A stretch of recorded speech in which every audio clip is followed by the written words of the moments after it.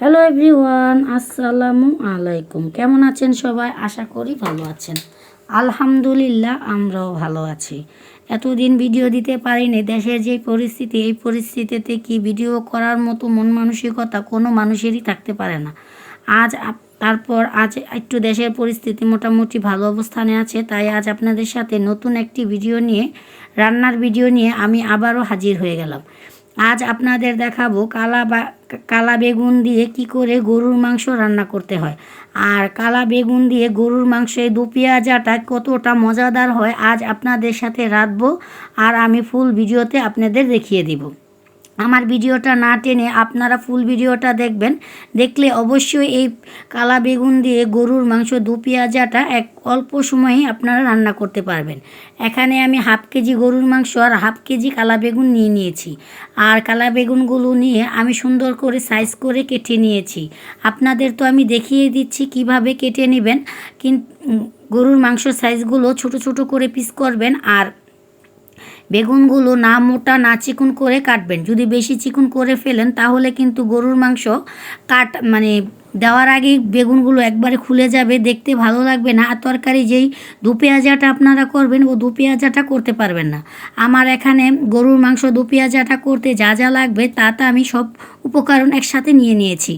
এখন আমি সব কিছু সুন্দর করে ধুয়ে ধায়ে একবারে কেটে কুটে নিয়ে নিয়েছি। এখন আমার এই কালা বেগুনের উপর পরিমাণ মতো হলুদের ফাঁকি, পরিমাণ মতো লবণ, পরিমাণ মতো মরিচের ফাঁকি দিয়ে আমি ভালো করে কিছুক্ষণ মেখে রেখে দেব। প্রায় 5-6 মিনিট রেখে দিলেই চলবে।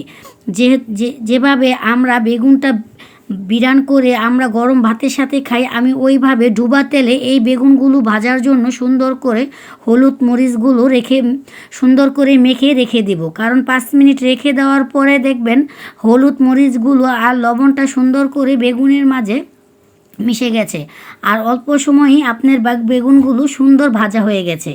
এখন আমি চুলাতে একটি কড়াই বসিয়ে দিয়েছি। কড়াইটা বসিয়ে দিয়ে তারপর এখানে আমার পরিমাণ মতো, যেই পরিমাণ দিয়ে আমি তরকারি রান্না করব ওই পরিমাণ তেল দিয়ে ডুবা তেলে আমি এখন বেগুনগুলো সুন্দর করে ভেজে নিব। কারণ বেগুনগুলো ভাজতে হবে লাল লাল করে।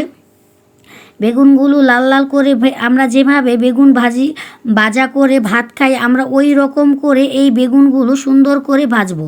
বেগুনগুলো এখন আমার দেয়া হয়ে গেছে। আমি একটু নাড়া দিয়ে দিলাম যেতে তেলেতে সুন্দর করে ডুবে মুচমুচাভাবে এই বেগুনগুলো ভাজা হয়।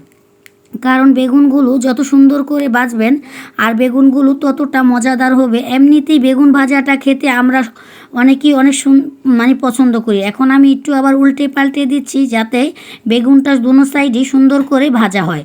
এখন আমার বেগুনটা লাল লাল করে ভাজা হলে তারপর আমি তেলে থেকে নামিয়ে নিব। এখন আমি কিছুক্ষণ ধরে বেগুনটা ভাজবো, কারণ বেগুনটা যত ভাজবো ততটাই মুচমুচা হবে।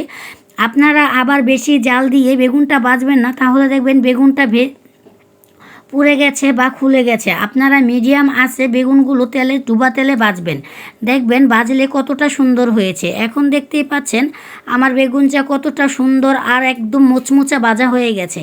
এখন আমি বেগুনগুলো সুন্দর করে একটি বাটিতে রেখে দিব। শুকনো বাটিতে রাখবেন, না হলে কিন্তু বেগুন তো এমনিতেই ভাজা, তারপর আবার একটু পানি পেলে অন্যরকম হয়ে যাবে।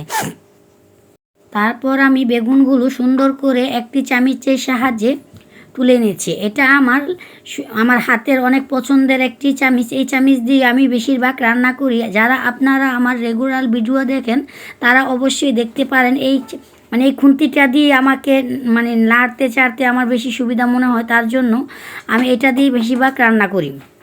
এখন আমার বেগুনগুলো তোলা হয়ে গেছে।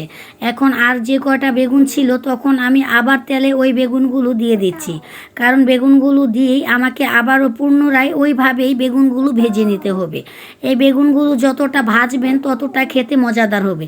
চাইলে আপনি এখন এই বেগুন ভাজি দিয়ে গরম গরম ভাতের সাথে খেতে পারবেন। এইভাবে আমি বেগুনগুলো ভেজে নিচ্ছি। দেখতেই পাচ্ছেন আমার বেগুনগুলো একদম ভাজা কমপ্লিট হয়ে গেছে। এখন আমি শুধু চালনি দিয়ে তুলে নেব। এগুলো তুলে আমি একটি শুকনো বাটিতে রেখেছি। আপনারা একটি শুকনো বাটিতে রাখবেন, পানি জাতীয় কোনো বাটিতে রাখবেন না, বারবার আমি বলে দিচ্ছি। যারা আপনার যারা নতুন রান্না করতে শিখতেছি তারা তো অনেক কিছুই জানি না, তাদের জন্য আমি সব টিপস একদম ক্লিয়ারলিভাবে বলে দেই, যাতে তারা আমার এই ভিডিও দেখে অটোমেটিকলি রান্না শিখতে পারে। এখন আমার যেই তেলে বেগুন ভেজেছি ওই তেলে আমি গোটা কয়েক গরম মশলা দিয়ে দিয়েছি। গরম মশলাটা দিয়ে আমি কেটে রাখা পেঁয়াজ কুচিগুলো দিয়ে দিচ্ছি।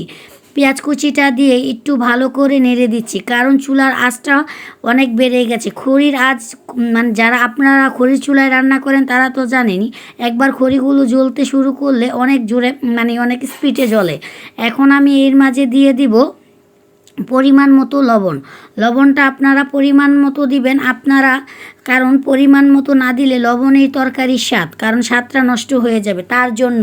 এই জন্য আমি এখন তারপর আমি দিয়ে দিচ্ছি পরিমাণ মতো আদা রসুন বাটা, দিয়ে দিব গরম মশলা বাটা, কারণ আমি আমার সব তরকারিতেই গরম মশলাগুলো আমি একবারে শিল পাটায় বেটে রেখে দিই ফ্রিজে, তার জন্য আমি সব বাটা মশলাই ইউজ করি। আর যারা বাছতে মানে ব্লান্ডার করতে চান তারা একটু মশলাগুলো ভেজে ব্লান্ডার করে নেবেন। আমার কাছে কেমন জানি একটু মানে স্মেলটা কম আসে, তার জন্য আমি গরম মশলাগুলো সব শিল পাটায় বেটে তারপরে আমি রান্নায় ব্যবহার করি। এখন আমি দিয়ে দিচ্ছি একটু পানি। পানিটা দিয়ে একটু মশলাটা ভালো করে ভেজে নিয়েছি, কারণ মশলাটা ভেজে নিলে সুন্দর একটা স্মেল আসে। এখন আমি দিয়ে দিব পরিমাণ মতো হলুদ ফাঁকি, মরিচের ফাঁকি। পরিমাণ মতো হলুদ মরিচের ফাঁকি দেওয়া হয়ে গেলে আমি দিয়ে দিব এখানে পরিমাণ মতো পানি। পানিটা দিয়ে মশলাটা আমি 10 থেকে 15 মিনিট ভালোভাবে কষিয়ে নিব। ভালোভাবে কষিয়ে নেওয়ার পর তারপর আমার যে কেটে রাখা মাংস, ওই মাংসটি আমি দিয়ে দিব এই কষালো মশলার ওপর। এখন আমি ভালো করে 10 থেকে 15 মিনিট মশলাটা জাল করে নিব, কারণ মশলাটা যত কষাবেন ততটা খেতে মজাদার হবে। এখন আমার কেটে রাখা মাংসগুলো আমি মশলার উপর দিয়ে দিচ্ছি। দেখতেই পাচ্ছেন আমি বারবার বলছি আপনারা মাংসের সাইজগুলো ছোট ছোট পিস করে নেবেন। বড় পিস করলে কিন্তু এই বেগুন দিয়ে রান্না করলে খেতে ভালো লাগবে না আর দেখতেও ভালো লাগবে না। আপনার যে রান্না যেভাবে করতে হবে ওইভাবেই আপনারা রান্নাটা কমপ্লিট করবেন। এখন আমি একটি ঢাকনা দিয়ে মাংসটা কষানোর জন্য একটা ঢাকনা দিয়ে ঢেকে দিচ্ছি। ঢাকনাটা 10-15 মিনিট যখন ভালো করে মাংসটা কষানো হয়ে গেছে, আমি একটু ঢাকনাটা তুলে আবার একটু নেড়ে দিচ্ছি, যাতে নিচে পোড়া না লেগে যায়। তরকারিতে কিন্তু পোড়া লাগলে তো পোড়া গন্ধটা চলে আসে আর খেতেও অতটা মজাদার হয় না। এখন আমি আবার পুনরায় ঢাকনা দিয়ে ঢেকে দিব, কারণ ঢাকনা দিয়ে ঢেকে ভালো করে আপনারা যারা আমার ভিডিও দেখেন তারা তো জানেনই, আমি মাংসটা যখনই যেই প্রকারের মাংস রান্না করি তখন আমি 99% তখনই সিদ্ধ করে ফেলি। তারপর অল্প কিছু পানি দিয়ে শুধু তরকারি মাংসটা একটু নরম করার জন্য পানিটা দিয়ে আমি তারপর যেটা চুলা থেকে নামিয়ে নিই। এখন আমার তরকারিটা মোটামুটি কষানো হয়ে গেছে। এখন আমি এখানে পরিমাণ মতো একটু পানি দিয়ে দেব, যাতে মাংসটা যে অল্প একটু সিদ্ধর বাকি আছে, এখন সিদ্ধটা পুরো মতো হয়ে একদম নরম হয়ে যাবে। দেখতেই পাচ্ছেন আমি পানির পরিমাণটা কতটুকু দিয়েছি, কারণ আমার মাংসটা মোটামুটি অনেকটাই সিদ্ধ হয়ে গেছে, তার জন্য একটু পানি দিয়ে দিলাম যাতে মাংসটা একটু নরম হয়। এখন আমি পুনরায় আবার ঢাকনা দিয়ে ঢেকে দিব। ঢাকনাটা ঢেকে দিয়ে তারপর আমি কিছুক্ষণ পর আবার মাংসটা একটু উল্টে পাল্টিয়ে নেড়ে দিব, কারণ ভালো করে নাড়াচাড়া না দিলে নিচে লেগে গেলে তরকারিতে বারবার বলে দিচ্ছি পোড়া লেগে যাবে। একটু খেয়াল করে রান্না বসাবেন আর রান্না করবেন, দেখবেন খেতে কতটা মজাদার হয়েছে।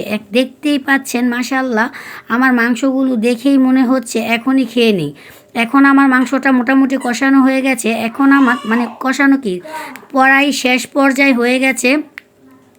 এখন আমি কালা বেগুন যে ভেজে রাখা যে কালা বেগুনগুলো ছিল ওই কালা বেগুনগুলো দিয়ে দিচ্ছি। কালা বেগুনগুলো দিয়ে আমি ভালো করে একটু নেড়ে চেড়ে দিয়ে তারপর আবার একটু পুনরায় ঢাকনা দিয়ে ঢেকে দিব। ঢাকনাটা দিয়ে ঢেকে দিয়ে তারপর আর 10-15 মিনিট ভালো করে আবারও জাল করে নেওয়ার পর তারপর আমি ভেজে রাখা জিরার ফাঁকিটা দিয়ে দিব। জিরার ফাঁকিটা দিয়ে চুলা থেকে তরকারিটা নামিয়ে নিব। দেখতেই পাচ্ছেন এখন আমার মাশাআল্লাহ তরকারিটা মোটামুটি একদম রান্না কমপ্লিট। এখন আমার ভেজে রাখা জিরার ফাঁকিটা আমি দিয়ে দিচ্ছি, কারণ তরকারি গরুর মাংস রান্না করি, মুরগির মাংস রান্না করি বা চিংড়ি মাছ রান্না করি, আমার ভেজে রাখা জিরার ফাঁকি না দিলে কেমন জানি ভালো লাগে না, তরকারিটা যেমন স্মেলটা সুন্দর আসে না। এখন আমার তরকারি রান্নাটা একদম কমপ্লিট। মাশাআল্লাহ দেখতেই পাচ্ছেন কতটা লোভনীয় হয়েছে আর খেতেও অসাধারণ মজাদার। আরেকটি মজার কথা বলি, যখন আমার ফার্স্ট টাইম আমি কালা বেগুন দিয়ে তরকারি রান্না করেছিলাম, তখন আমি কালা বেগুনের মানে ঘাঁটি রান্না করে ফেলেছিলাম। তখন আমার মানে এত রান্নার প্রতি আইডিয়া ছিল না। দেখতেই পারছেন আমার রান্নাটা কতটা সুন্দর আর লোভনীয় হয়েছে। আপনারা যারা একবারে নতুন রান্না করতে শিখতেছেন, তারা আমার এই ফুল ভিডিওটা না টেনে দেখে একদম সহজ পদ্ধতিতে আমার এই রান্নাটা একদম কমপ্লিট করতে পারবেন। মাশাআল্লাহ, একবার আপনার এই রান্না খেয়ে সবাই আপনার তারিফ করতে বাধ্য থাকবে।